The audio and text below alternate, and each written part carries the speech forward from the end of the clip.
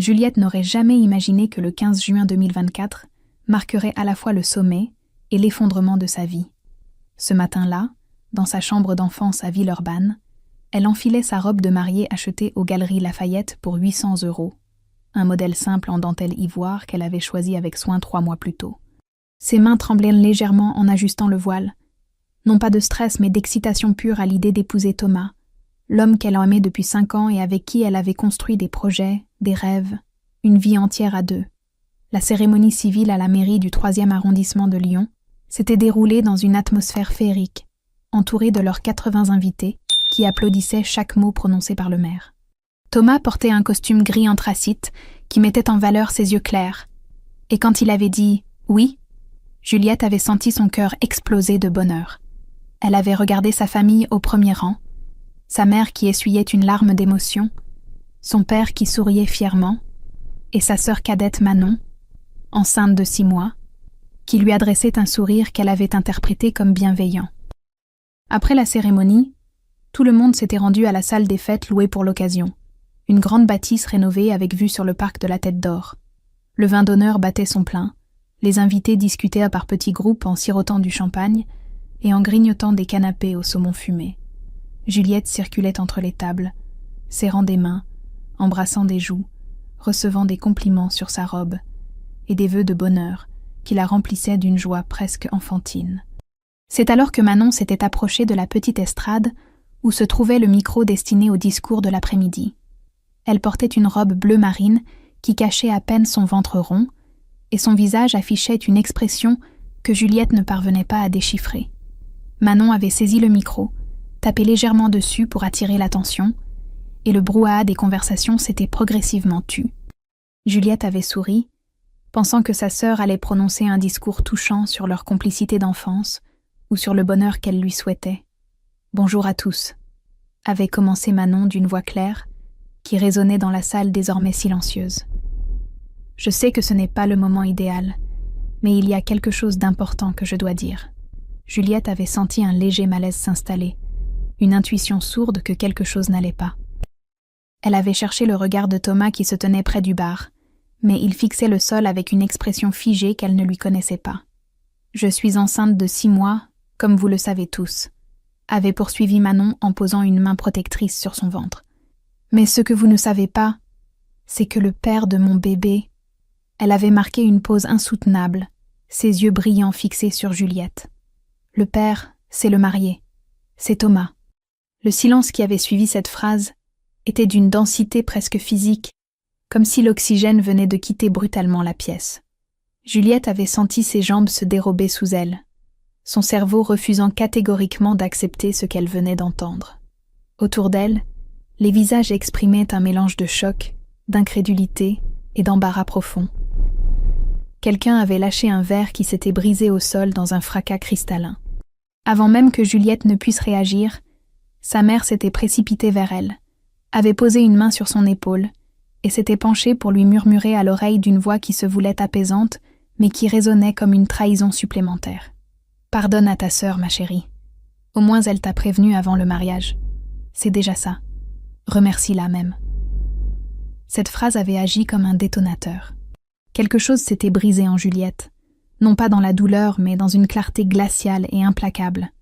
Elle avait regardé sa mère droit dans les yeux, puis Manon qui tenait toujours le micro avec une expression où se mêlait la culpabilité et une forme étrange de défi, puis Thomas qui n'osait toujours pas la regarder. Et dans cette fraction de seconde, Juliette avait pris une décision qui allait changer le cours de sa vie. Elle s'était avancée vers l'estrade d'une démarche ferme, malgré les tremblements qui agitaient tout son corps, avait arraché le micro des mains de Manon sans ménagement et s'était tournée vers l'assemblée médusée. Sa voix, quand elle avait parlé, était d'un calme terrifiant. Puisque c'est apparemment le jour des révélations, autant tout mettre sur la table. Thomas, l'homme que je viens d'épouser il y a 2 heures, a détourné 50 000 € de l'entreprise familiale de mon père sur les 18 derniers mois. Et ma chère sœur Manon le savait depuis 6 mois, parce qu'il le lui avait confié dans l'intimité. Le silence s'était transformé en chaos. Des exclamations fusèrent de toutes parts. Son père s'était levé brusquement en renversant sa chaise. Thomas avait enfin relevé la tête avec une expression de panique absolue, et Manon était devenue blanche comme un linge.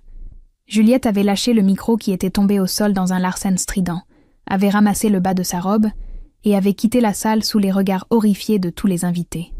Son bouquet de pivoine blanche avait glissé de ses mains et s'était écrasé sur le parquet ciré. Derrière elle, elle entendait les cris, les accusations qui commençaient à pleuvoir, le chaos qui explosait dans ce qui aurait dû être la plus belle fête de sa vie. Mais pour la première fois depuis très longtemps, Juliette s'en fichait complètement. Juliette ouvrit les yeux dans une chambre qu'elle ne reconnut pas immédiatement. Les rideaux bon marché laissaient filtrer une lumière crue qui lui arracha une grimace de douleur. Elle était allongée sur un lit étroit, encore vêtue de sa robe de mariée froissée et tachée de mascara noir qui avait coulé pendant des heures de larmes silencieuses. La réalité lui revint d'un coup, brutale comme une gifle. Elle se trouvait dans un hôtel Ibis Budget près de la gare de la Part-Dieu. Une chambre minuscule à 45 €, la nuit qu'elle avait réservée la veille au soir en errant dans les rues de Lyon, incapable de rentrer dans l'appartement de la rue Garibaldi, qu'elle partageait avec Thomas. Son téléphone vibrait sans interruption sur la table de nuit. 32 appels manqués de sa mère, 15 de Manon, 8 de Thomas, et une dizaine d'autres numéros qu'elle ne voulait même pas identifier. Elle attrapa l'appareil d'une main tremblante et écouta le premier message vocal de sa mère, enregistré à 6 heures du matin. « Juliette, ma chérie, il faut qu'on parle. Tu as réagi de manière excessive hier.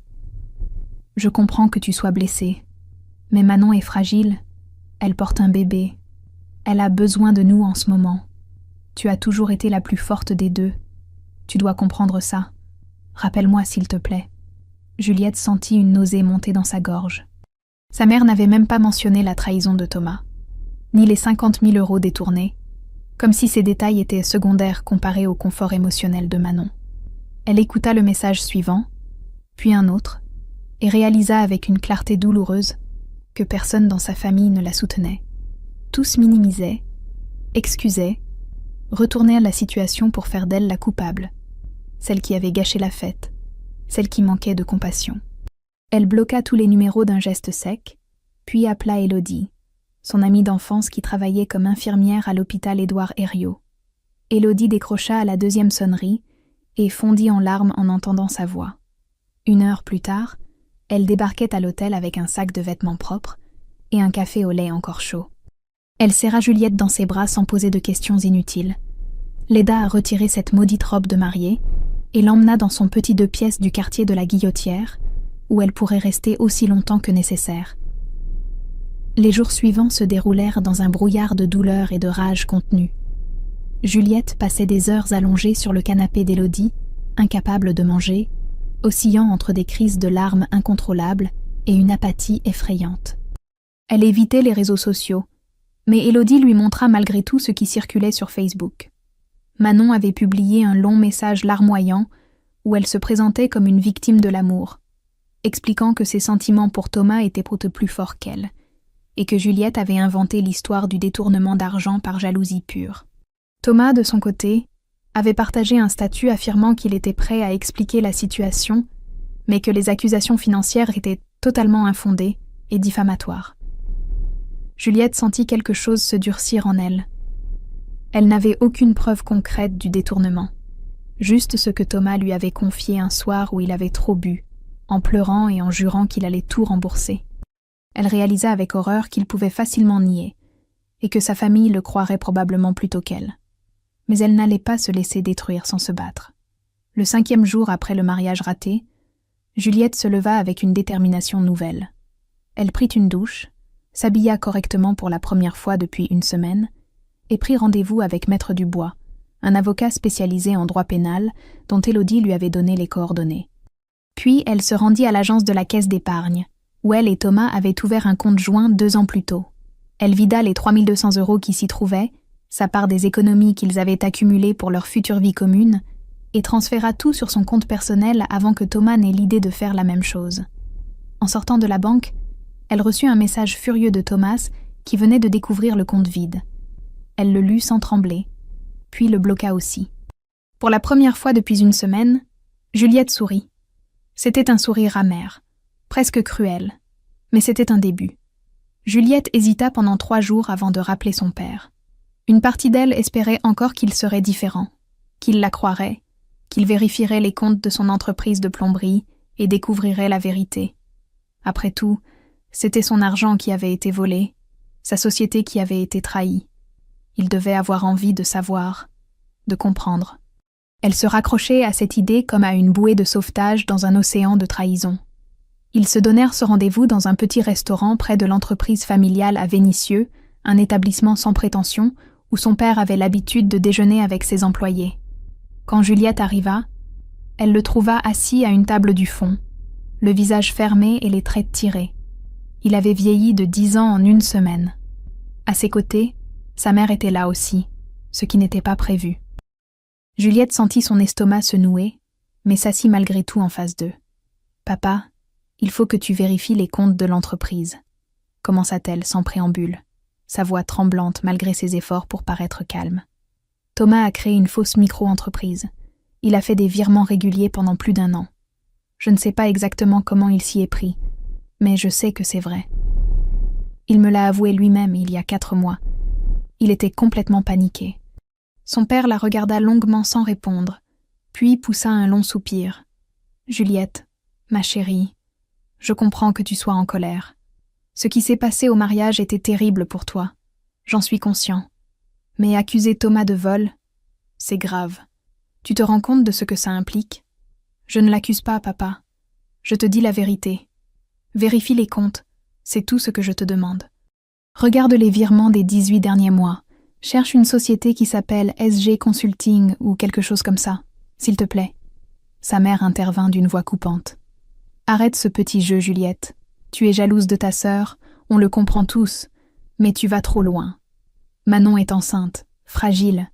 Elle a besoin de notre soutien en ce moment. Pas de tes accusations mensongères qui détruisent de tout le monde autour de toi. » Juliette sentit la colère monter en elle comme une vague brûlante. « Jalouse ? Maman, tu te rends compte de ce que tu dis ? Ma sœur a couché avec mon mari, elle est tombée enceinte de lui pendant qu'on préparait notre mariage, et c'est moi qui suis jalouse ? Les jeunes font des erreurs, répondit son père d'un ton las. Thomas et Manon ont eu un moment de faiblesse.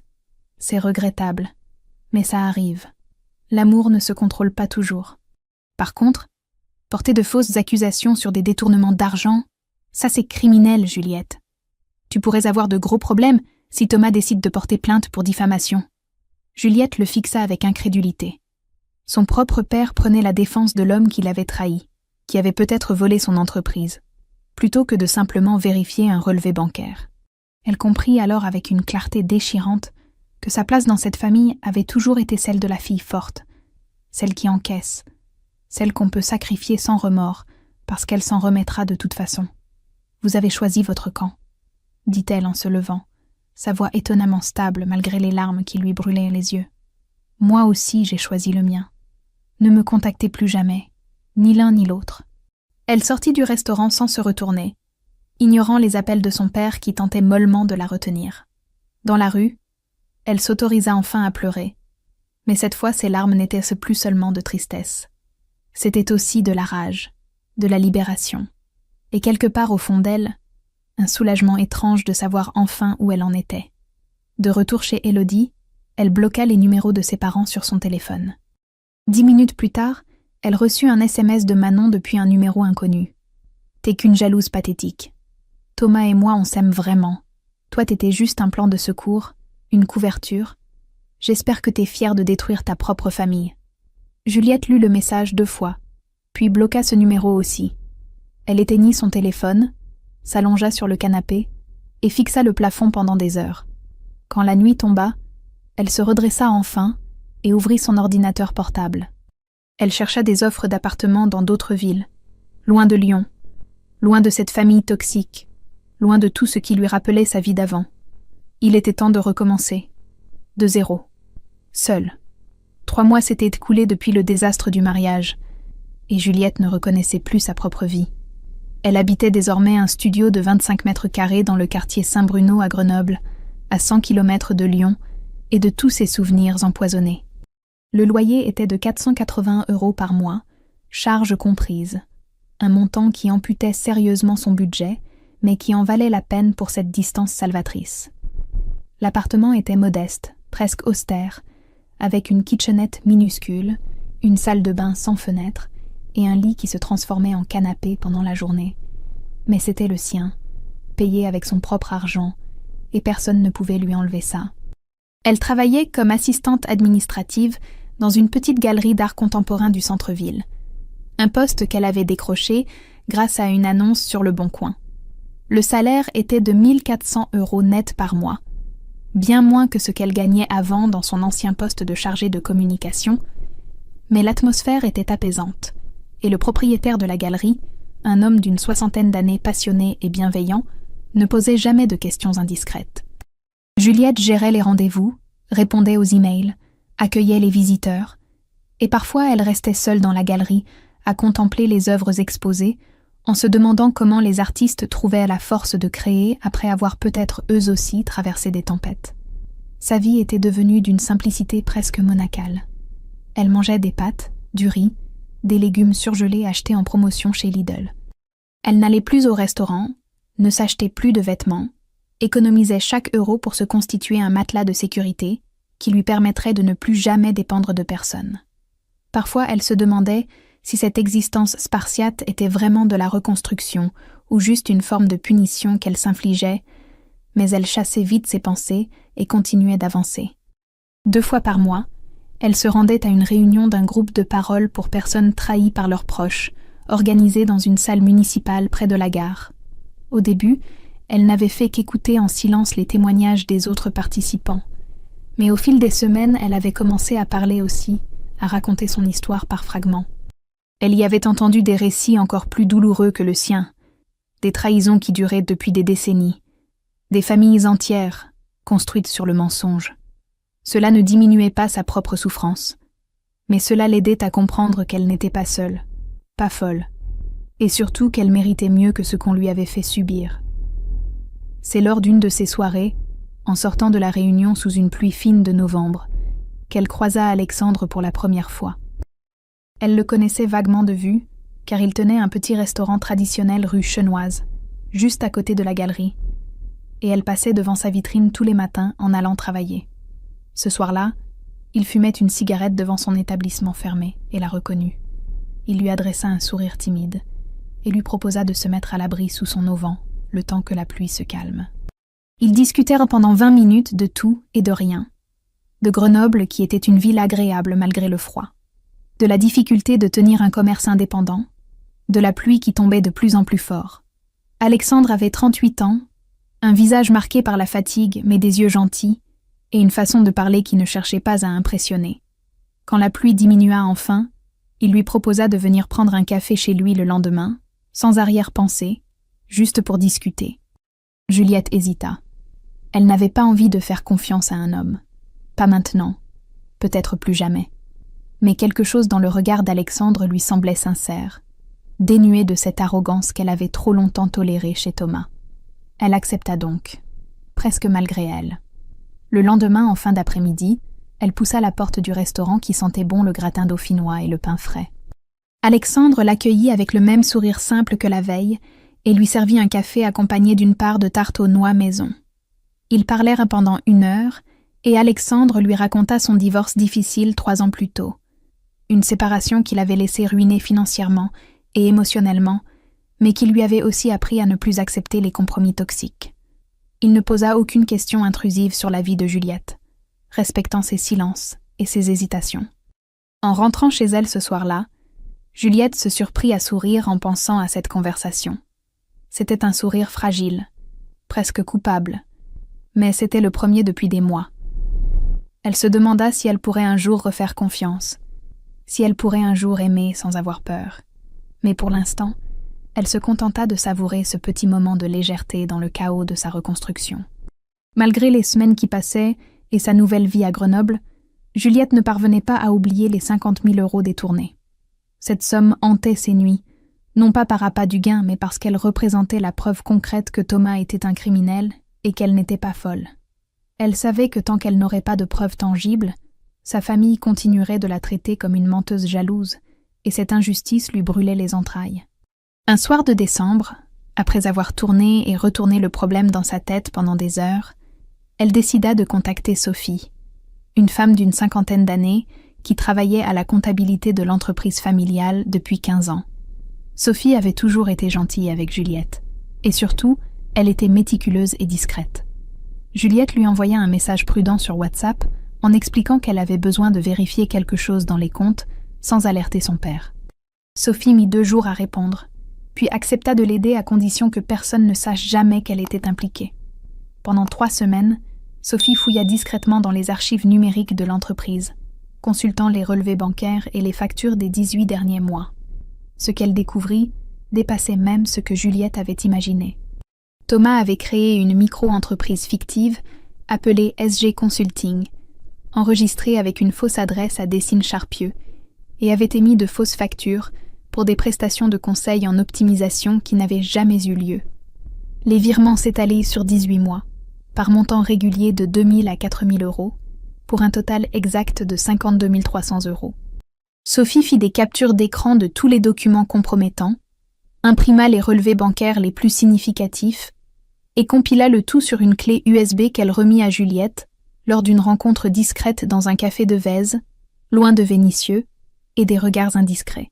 Juliette rentra à Grenoble avec la clé USB serrée dans son sac comme un trésor de guerre. Elle passa la soirée à tout vérifier, à tout relire, et la réalité des chiffres lui sauta au visage avec une violence renouvelée. Thomas l'avait trahi sur tous les plans, et il avait volé méthodiquement l'entreprise de son père pendant qu'il préparait leur mariage et couchait avec sa sœur. La cruauté froide de cette duplicité lui coupa le souffle. Le lendemain soir, Alexandre passa la voir à son studio avec des plats à emporter de son restaurant. Leur relation évoluait doucement, sans précipitation, faite de conversations sincères et de silences confortables. Quand elle lui montra les documents, il resta silencieux un long moment, puis lui dit simplement qu'elle devait aller jusqu'au bout, non pour se venger, mais pour rétablir la vérité et protéger d'autres victimes potentielles. Ces mots résonnèrent en elle comme une validation dont elle avait désespérément besoin. 3 jours plus tard, son téléphone sonna tard dans la nuit. Numéro masqué. Elle hésita puis décrocha. C'était son père, et sa voix tremblait. Sophie avait volontairement laissé traîner des documents compromettants sur son bureau, et il avait enfin vérifié les comptes. Il avait découvert la vérité. Il pleurait au téléphone, s'excusait, suppliait Juliette de revenir pour qu'il règle ça en famille, sans scandale public. Il avait peur pour sa réputation, peur de perdre des clients, peur que l'affaire éclate au grand jour. Juliette écouta ses sanglots avec un détachement qui la surprit elle-même. Puis elle répondit d'une voix glaciale qu'elle n'oublierait jamais. « Tu as choisi de me sacrifier pour protéger ta réputation et ta fille préférée. Maintenant, assume les conséquences de tes choix. Ne me rappelle plus jamais. » Elle raccrocha, bloqua le numéro, et le lendemain matin, elle prit rendez-vous au commissariat du 3e arrondissement de Grenoble pour déposer plainte officiellement contre Thomas pour abus de confiance et détournement de fonds. Juliette déposa plainte un mardi matin glacial de janvier, accompagnée de Maître Dubois qui avait préparé un dossier solide avec toutes les preuves rassemblées par Sophie. L'officier de police qui les reçut examina les documents pendant 1 heure, posa des questions précises sur les dates et les montants, puis confirma que l'affaire serait transmise au procureur de la République de Lyon dans les meilleurs délais. Le code pénal français était clair sur ce point, expliqua-t-il. L'abus de confiance et le détournement de fonds étaient des délits graves passibles de plusieurs années de prison.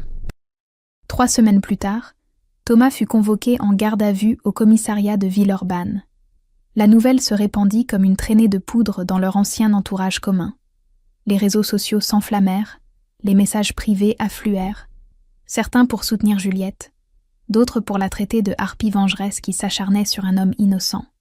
Elle ne répondit à aucun, se contentant de bloquer les profils les plus agressifs et de continuer sa vie à Grenoble, comme si rien de tout cela ne la concernait plus. Mais l'explosion véritable survint 2 jours après la garde à vue de Thomas, quand Manon accoucha prématurément à la maternité de l'hôpital Lyon-Sud. Le bébé, une petite fille prénommée Chloé, naquit avec 2 semaines d'avance et dut rester en observation pendant 48 heures. Manon, depuis son lit d'hôpital, publia immédiatement un long message sur Facebook accusant directement Juliette d'avoir provoqué l'accouchement prématuré par son acharnement judiciaire cruel et injustifié. Elle y décrivait ses angoisses pendant la grossesse, le stress insoutenable de voir Thomas interrogé par la police, la peur pour son bébé, et concluait en traitant sa sœur de monstre sans cœur. Le message fut partagé des centaines de fois. Les commentaires se divisaient en deux camps violemment opposés. Certains compatissaient avec Manon et la dépeignaient comme une victime collatérale d'une guerre fratricide. D'autres rappelaient sèchement que tout avait commencé par sa propre trahison et qu'elle récoltait ce qu'elle avait semé. Juliette lut le message sans trembler. Mais la violence des attaques personnelles qu'elle reçut dans les heures suivantes la secoua plus qu'elle ne voulait l'admettre. Sa mère lui envoya un long message WhatsApp que quelqu'un avait dû écrire pour elle, tant le ton était dramatique et grandiloquent. Elle y décrivait Manon traumatisée, le bébé fragile en couveuse, Thomas détruit psychologiquement, et la famille entière déchirée par l'orgueil et la vengeance de Juliette. Le message se terminait par une phrase qui résonna douloureusement. « Tu détruis ta propre famille pour prouver que tu as raison. Es-tu vraiment fière de toi maintenant ?» Cette nuit-là, Juliette ne dormit pas. Elle tournait en rond dans son petit studio, se demandant si elle n'était pas allée trop loin, si elle n'aurait pas dû simplement tourner la page et recommencer sa vie sans chercher justice. Alexandre vint la rejoindre vers 2h du matin après qu'elle lui eut envoyé un message désespéré, et il la trouva assise par terre dans sa cuisine, les genoux repliés contre la poitrine, les yeux rouges. Il s'assit à côté d'elle sans rien dire, lui prit la main et attendit qu'elle soit prête à parler. « J'ai peut-être tort, » murmura-t-elle finalement. « Peut-être que je devrais tout arrêter. Retirer la plainte. Laisser tomber. » Alexandre la regarda droit dans les yeux. « Tu as des preuves qu'il a volé plus de 50 000 €, Juliette. Ce n'est pas une vengeance personnelle, c'est un crime réel. Si tu abandonnes maintenant, il continuera peut-être à escroquer d'autres personnes. » Ces mots firent mouche, mais c'est le coup de téléphone de Maître Dubois le lendemain matin qui changea définitivement la donne. Sophie, en continuant ses recherches, avait retrouvé un ancien partenaire commercial de l'entreprise familiale, un homme de 64 ans nommé Monsieur Renaud, qui dirigeait une petite société de chauffage à Bron. Cet homme avait lui aussi été victime de Thomas 2 ans plus tôt, escroqué de 8 000 € avec exactement la même méthode de fausse micro-entreprise et de fausses factures. À l'époque, il n'avait pas porté plainte par peur des complications juridiques et parce que le montant lui semblait trop faible pour justifier une procédure. Mais quand Sophie l'avait contacté pour lui expliquer la situation, il avait accepté immédiatement de témoigner auprès de la police. Maître Dubois était formel. Avec ce deuxième témoignage et les preuves documentaires accablantes, le dossier devenait béton. Thomas risquait désormais jusqu'à 3 ans de prison ferme et 45 000 € d'amende selon l'article 314-1 du Code pénal français. Juliette raccrocha et regarda par la fenêtre de son studio les montagnes enneigées qui entouraient Grenoble. Pour la première fois depuis des semaines, elle se sentit en paix avec sa décision. 8 mois s'écoulèrent entre le dépôt de plainte et le procès au tribunal correctionnel de Lyon. 8 mois pendant lesquels Juliette continua sa vie à Grenoble, travaillant à la galerie, voyant Alexandre de plus en plus régulièrement, reconstruisant pierre par pierre une existence qui lui ressemblait enfin. Elle ne suivait plus l'affaire de près, laissant Maître Dubois gérer les aspects juridiques, et se contentait de vivre sans regarder en arrière. Le verdict tomba un jeudi de septembre. Thomas fut condamné à 2 ans de prison dont 18 mois fermes, ainsi qu'au remboursement intégral des sommes détournées, soit 60 300 €, incluant les 8 000 € volés à Monsieur Renaud. Le juge avait été particulièrement sévère en soulignant la préméditation, la durée des faits et l'absence totale de remords manifestés par l'accusé, qui avait tenté jusqu'au bout de nier l'évidence, malgré les preuves accablantes. Thomas fut immédiatement incarcéré à la prison Saint-Paul de Lyon. L'affaire éclata dans le Progrès le lendemain, avec un article détaillé sur ce jeune homme de 32 ans qui avait escroqué l'entreprise de son beau-père pendant qu'il préparait son mariage. Le journaliste n'avait pas mentionné le scandale de la sœur enceinte, mais les commentaires en ligne se chargeaient de rappeler tous les détails croustillants que les réseaux sociaux avaient déjà largement diffusés des mois auparavant. L'entreprise familiale de plomberie fut éclaboussée par le scandale. Le père de Juliette perdit 3 gros chantiers de rénovation dans les semaines suivantes, des clients qui ne voulaient plus être associés à une affaire aussi sordide. Il dut licencier 2 employés et réduire drastiquement ses dépenses pour maintenir la société à flot. Manon, quant à elle, se retrouva complètement seule. Thomas ayant tout dilapidé dans des paris sportifs en ligne et des achats compulsifs dont personne n'avait eu connaissance, Il ne lui restait absolument rien. Elle vivait désormais dans un 2 pièces insalubre de Vaux-en-Velin, un appartement sombre au 3e étage sans ascenseur, qu'elle payait 620 € par mois grâce à une aide au logement.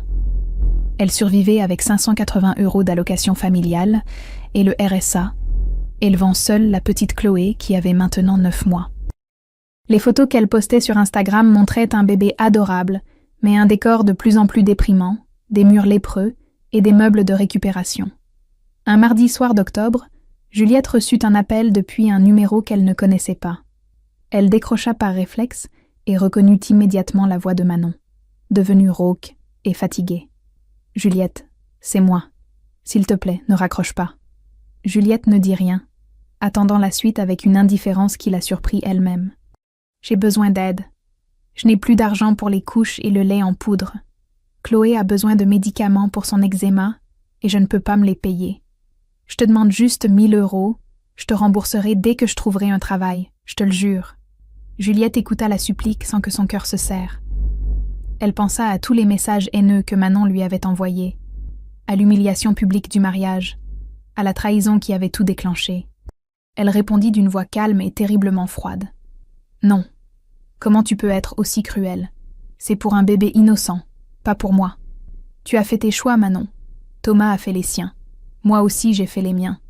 Bonne chance pour la suite. » Elle raccrocha avant que Manon ne puisse ajouter quoi que ce soit, puis bloqua immédiatement ce nouveau numéro.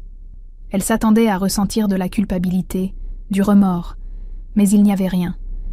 Juste un vide paisible. 3 jours plus tard, une lettre arriva dans sa boîte aux lettres à Grenoble. L'écriture était celle de sa mère. Juliette l'ouvrit avec un détachement clinique et lut les 4 pages d'une prose larmoyante où sa mère minimisait encore une fois tout ce qui s'était passé, demandait pardon du bout des lèvres, sans jamais vraiment reconnaître ses torts, et surtout suppliait Juliette de revenir pour sauver la famille qui s'effondrait. Elle mentionnait les difficultés financières de son père, la solitude de Manon, l'innocence de la petite Chloé qui méritait de connaître sa tante. Juliette lut la lettre jusqu'au bout, puis la déchira méthodiquement en petits morceaux qu'elle jeta à la poubelle. Elle ne répondit pas, ne ressentit même pas le besoin de répondre. Ces personnes appartenaient à une vie qui n'était plus la sienne. Le soir même, Alexandre vint dîner chez elle et la trouva étonnamment sereine. Quand il lui demanda si tout allait bien, elle lui sourit et répondit simplement qu'elle venait de réaliser quelque chose d'important. Elle n'avait plus aucun lien émotionnel avec sa famille de sang, et c'était la chose la plus libératrice qu'elle ait jamais ressentie. 1 an après le procès, la vie de Juliette avait pris une forme qu'elle n'aurait jamais imaginée possible dans les moments les plus sombres de son effondrement. Elle et Alexandre étaient ensemble officiellement depuis 10 mois maintenant, et leur relation n'avait rien à voir avec ce qu'elle avait connu avec Thomas. Avec Alexandre, tout était différent, presque à l'opposé. Il ne cherchait jamais à la contrôler, ne minimisait jamais ses émotions, ne lui demandait pas de pardonner à sa famille pour avoir la paix. Il respectait ses choix, ses silences, ses colères résiduelles, et surtout, il ne la pressait jamais de tourner des pages qu'elle n'était pas prête à tourner. Leur relation avançait lentement, à un rythme qui leur convenait à tous les deux. Alexandre avait lui-même traversé un divorce douloureux et comprenait qu'on ne guérit pas d'une trahison en quelques mois. Ils passèrent leur soirée ensemble dans le petit appartement de Juliette ou au restaurant d'Alexandre après la fermeture, à parler de tout et de rien, à regarder des films sans prétention, à construire quelque chose de solide sur des fondations saines. Pour la première fois de sa vie, Juliette se sentait en sécurité dans une relation amoureuse, sans cette anxiété sourde qui l'habitait en permanence avec Thomas. Mais c'est sur le plan professionnel que le changement le plus spectaculaire s'opéra. Juliette avait toujours aimé l'art, sans jamais oser en faire vraiment son métier, considérant que c'était un luxe inaccessible réservé aux gens qui avaient les moyens de prendre des risques. Pourtant, en travaillant à la galerie de Grenoble, elle avait découvert une passion véritable pour l'organisation d'expositions, la mise en valeur des œuvres, le travail avec les artistes. Son patron avait remarqué son talent naturel et l'avait encouragée à suivre une formation en ligne de commissariat d'exposition qu'elle avait terminée en 6 mois en étudiant le soir après le travail. En mars, elle tomba par hasard sur une annonce pour un poste de chargée de projet dans une galerie prestigieuse du 6e arrondissement de Paris, spécialisée dans l'art contemporain féminin.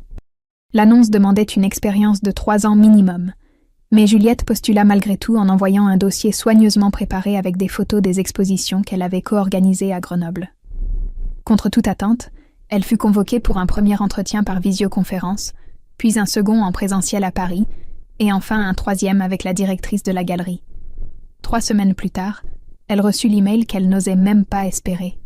Elle était retenue.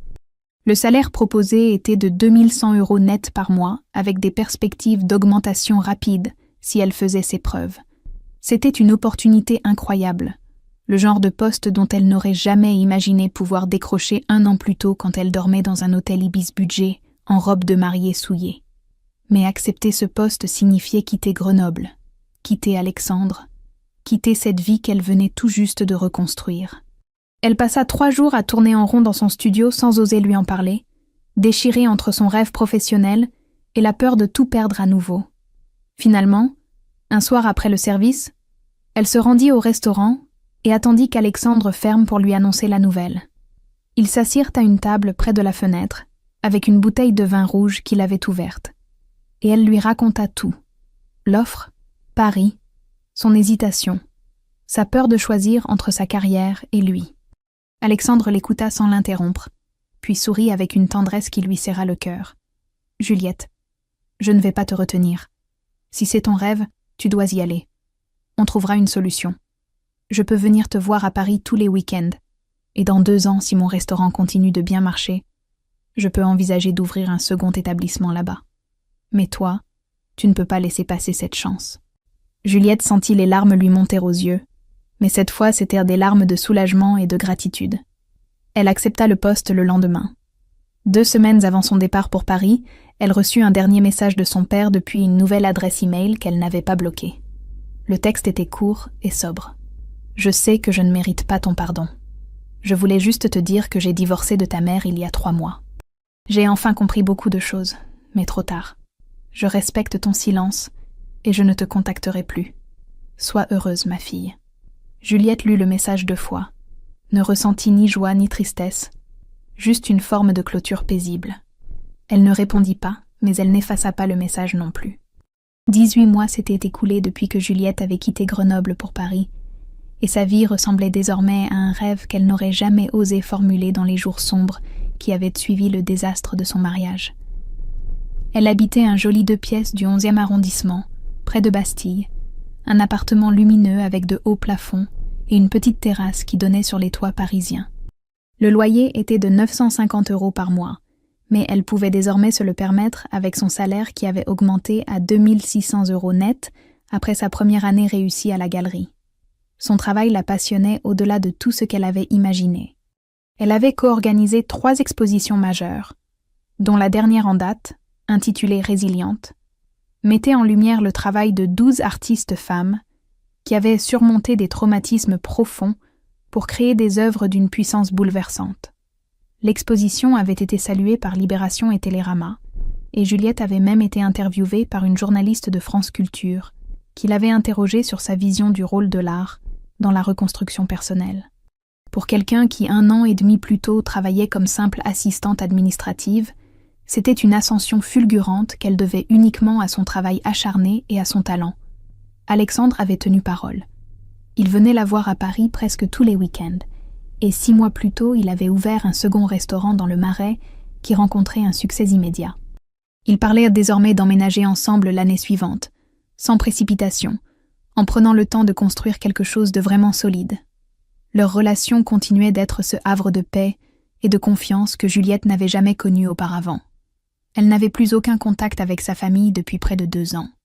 Elle avait appris par une ancienne connaissance commune que Manon élevait toujours seule sa fille Chloé dans des conditions difficiles, que Thomas était sorti de prison après 14 mois pour bonne conduite, mais ne trouvait aucun emploi stable à cause de son casier judiciaire, et que sa mère vivait seule dans un petit appartement à Villeurbanne, coupée de ses 2 filles, et amère face à l'échec de sa vie familiale.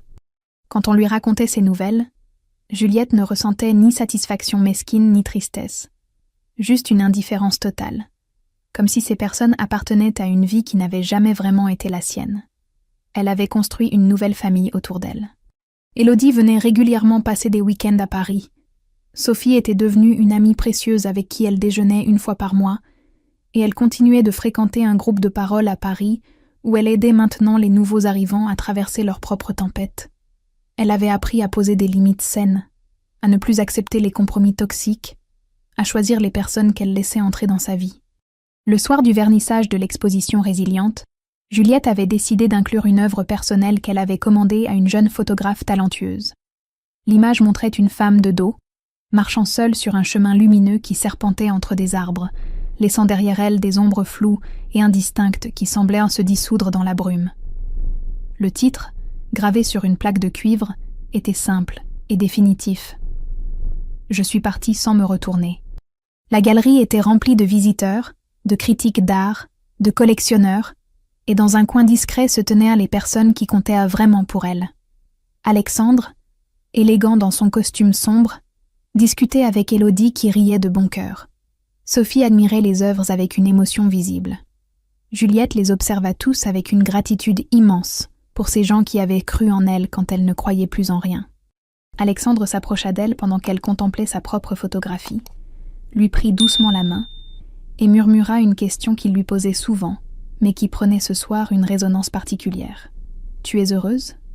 Juliette se tourna vers lui, regarda autour d'elle cette galerie remplie de monde, cette vie qu'elle avait construite pierre par pierre avec ses propres mains, sans héritage, sans aide familiale, sans compromis avec des personnes qui ne la méritaient pas. Elle pensa à la fille brisée qui avait quitté une salle des fêtes en robe de mariée il y a 2 ans et demi, et à la femme forte et accomplie qu'elle était devenue. Elle sourit, un sourire lumineux et absolument sincère, et répondit avec une certitude tranquille. « Oui, pour la première fois de ma vie, je suis vraiment complètement heureuse, et je ne dois ça qu'à moi-même. » Alexandre l'embrassa tendrement, et autour d'eux la vie continuait, belle et pleine de promesses.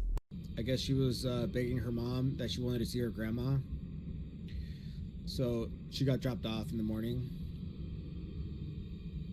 So then my mom took her to the park and they did their thing. Yo, what's up, Becca? The ghost event wants you.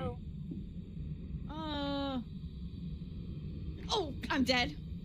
Did it actually spawn? Well, Oh no. You're doing a really good job.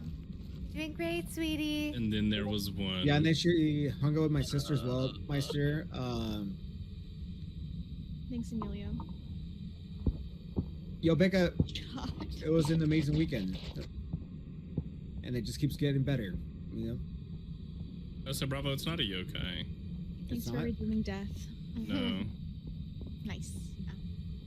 Came straight to me. Ooh, I'm, I just thought of a cool I'm redeem with thing. you in spirit. Is it a djinn? The breaker did get turned off at one point, unless one of you turned it off, because I turned it back on. No, I'm dead actually here. Yo, Ava with a 100 stream streak. Let's fucking go, Ava. Yeah, I'm dead. Unsatisfied mind. Thank you for that blurb. And then Wait, this Becca sub with a counts toward the 3-month counter, right? streak. Huh? That tier 1 sub counts towards the goal, right? Yeah, it does. 13 out of 50 now? Yep, Yeah. definitely counts. Oh, what was it? Dang it. It's a ghost. Yo, Oh, got things for the photo. I don't know, it's gonna be like It's a Goryo. Oh my Give me God. a- what? It spawned in lovers and I literally spawned like This place is a everywhere. prison. That's kind of crazy. This place is a The resubs count? Yes, Yeah, they do. They count they do. for certain. Oh shit. lurk off to London. Have a great week, friends. Bye, Unsatisfied Mind. By unsatisfied right. mind. See ya. So how many That's is that? 13, Meister. 13 out of 50 Okay. so far. Oh, don't worry, Worthy's got it. Gorillaz will He's get got you a there, tally sneaky.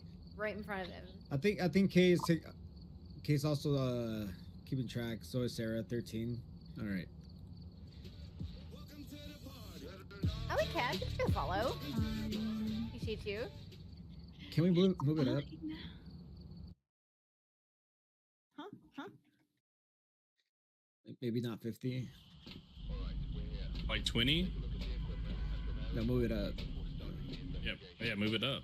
Move it like closer to you. So like Move it closer. Oh, this freaking map, You could just man. do 15. Oh. Then you have 13 out of 15, you know? Just do it 10.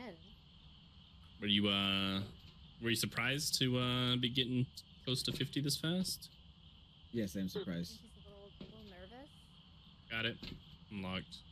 Actually, I think he's honestly kind of excited to go and get a Mayo tattoo. Got the sound? I'm locked. He's like, That's actually Who who Finish brought this up. game. Whose idea was that? Mine. oh, yours? brother. Okay. Yeah, I thought it was a pretty good idea. It sounds slow.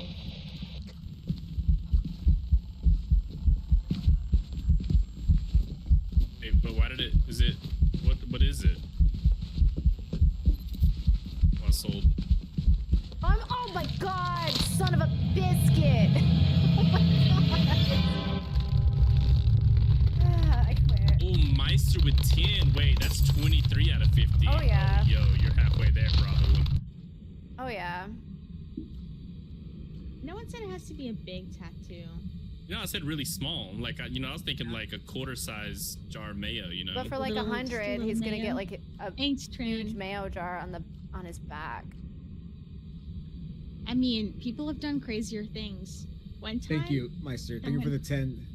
Thank you for the 10 gifted. I appreciate it. Thank you. Someone I knew W dated Meister. somebody with a. Yes, Sarah. It's chest. gonna be here right away. Maybe Obambo, right? Yeah. Maybe they just told us to get out. Yo, what's up, JJ? I swear it had like a weird speed up. I got the hunting ghost video, so I did my part. I'm doing my part. See, you know, this is what happens when I try to loop anywhere other than freaking Willow Street, man. It's fine. It's fine. See, bro, it was a W idea, right? Didn't she like my great idea? She's like a huge fan of it. It's fine.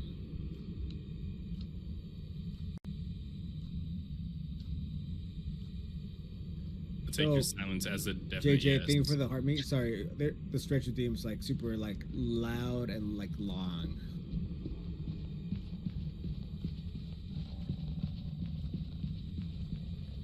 How dare I you play can't the get spooky a- spooky without me? I'm so sorry, Jabin. Oh. I can't get a sound of the hunting ghost. Oh, that blocks line of sight. Oh Thank you for the my follow. god. I didn't think it would. Buddy. Buddy. Buddy.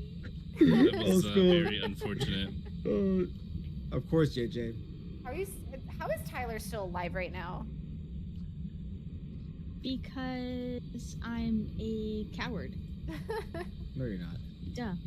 Wait, so I did have 2 incense on my body, so Worthy there's died. that. Okay. I was like, who died? Oh. You know, Yeah, I didn't realize that blocked line of sight, so the ghost retargeted. And rip. Hope all is well and y'all are having a blast. This is it's a fun collab, Jabin. We're being humbled, you know. Playing with some professionals, so like we have no idea what we're doing actually. Is this a poltergeist? It is really hot. No. Hi, wifey. Thank you for the daily chapter. You're so good at this? He's just, you know, anytime I watch Bravo play, it's like an immediate rage bait because he's just I like, know. just takes the ghosts for Has walks. to be twins, right? Did you see that? I was gonna say the hunt duration seemed normal, so it's also hunting from the same place. Where does monkey spawn? The It office? spawns upstairs, upstairs in the in the office. on the office. shelf. I know where it's at. I'm so good at this. I'm doing my part. I'm doing my part. I didn't do shit. It usually spawns. The way I could never loop around a coffee table Right here. for real. Like, It's not challenge mode. It's just it's 10x. It's probably showing off again. yes, old right? school, he is. I'm just playing the way I play. I'm in danger. He hears, you know, me and Tyler no say like, cards. oh, we don't know No how to No loop. cards? And he's like, here, I'll show you. No cards. It's the mirror in the trophy room. All right, Tyler, let's go. Okay, I'm coming. We're gonna go with twins. I'm pretty sure it's twins. I still Break don't mirror on your way out. You got it. I have to go to bed. Good night, Mama. Have a You wonderful can't night. go back here Mama. anymore? Good night, Mama. Have a good night.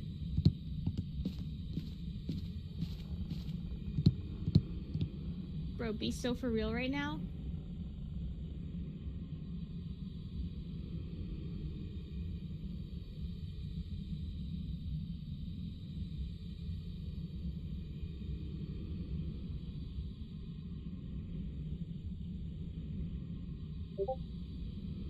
I almost died right Let's there. go to. I thought I was gonna go to Tyler for a second right there. I was I gonna did say I thought so as too. well. I was gonna take it away from you.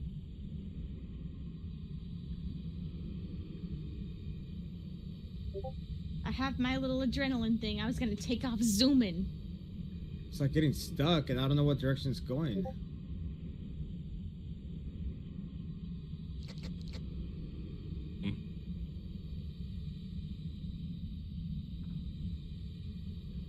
Let's leave. Yeah, Beck, I thought she almost got me. Twins. I think so, maybe. Because, I don't think so, Bombo. Because that one seemed really... pretty I mean- normal. Pretty normal. Like I Nothing said. crazy. You don't know how, the ghost gets so close to me and I don't die? Sometimes it gets me sometimes. I'm just happy to be here. Welcome back. There's some jobs ready for you. Alright. What map haven't we done?